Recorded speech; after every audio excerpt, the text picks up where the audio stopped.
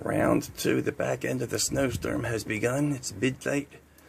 Thursday, actually it's not Friday morning, about 12:05 a.m. Friday morning. Snow has continued to come down after they plowed the entire parking lot.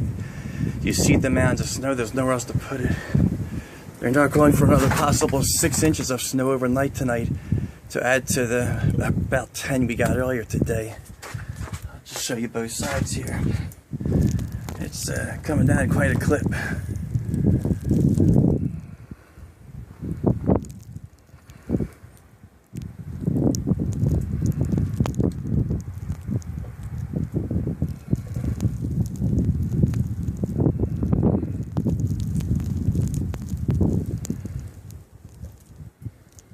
It's really coming down hard now.